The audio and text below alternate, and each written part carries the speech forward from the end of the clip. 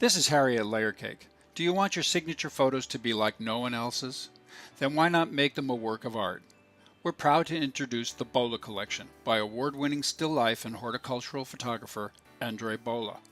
50 of Mr. Balogh's favorite flower images have been meticulously masked by the artist himself and presented on layered 11 by 14 palettes so you can simply drag and drop them into your formal backgrounds. We've even included 50 special backgrounds that range from traditional to contemporary, all 1114 portrait size at 300 dpi. This collection is perfect for weddings, formal occasions, families, and children. Let me show you how easy it is to work with flowers and backgrounds. Choose a background, then drag a flower grouping from its palette onto the background. My Photoshop preferences are set, so I drag onto the tab of the other image, and then I let go when I'm over the destination, in this case the background. Once the image is placed where I want it, I play with the layer opacity. Then I experiment with the blend modes. In this case, I chose 70% opacity and the overlay blend mode. Duplicate the layer, then under the Edit, Transform menu, choose Flip Horizontal.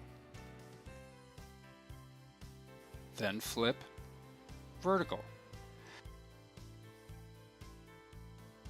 It's the same flower, but when flipped like this, you'd most likely not notice it on a background.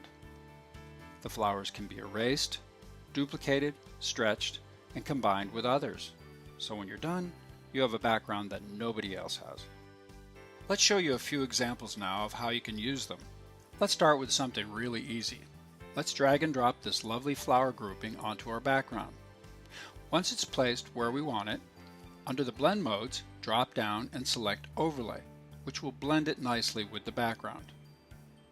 Next, open your bride image and drag and drop her on top of the background and flower grouping.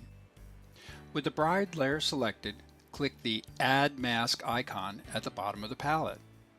Adding a mask will allow you to work with that layer and go back to the original if necessary. Select the mask, then your rectangular selection tool. Change the radius at the top to, in this case, 80, which will give you a nice soft edge. Draw a selection box over the bride image, then under the Select menu, select Inverse. Now hit the Delete button until you end up with a nice soft edge to your liking. Click off the selection and you're done. Here's another example of the same technique, only we're using the oval selection tool instead of the rectangle. Let's try something else. Choose a background, then drag and drop the flower of your choice in.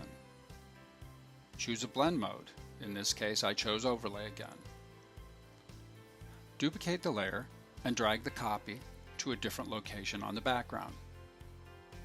Now open your subject and drag her in on top. Select her and create a mask, and select your brush tool and make the opacity at the top about 50%. With the black swatch at the bottom selected, you can paint out. That's kind of an interesting technique, isn't it? Hit the X key on your keyboard and it changes the swatch to white, which paints back in, so you really can't screw up. Now let's start selectively removing our background until we see our flowers and background reappear. You can keep going back and forth with your mask, painting out, painting in, and changing your brush size when you want to get into smaller areas. What you end up with is a beautiful soft look where areas blend into each other. The Balogh collection. Why settle for tired off-the-shelf backgrounds when you can drag, drop, and create actual works of art?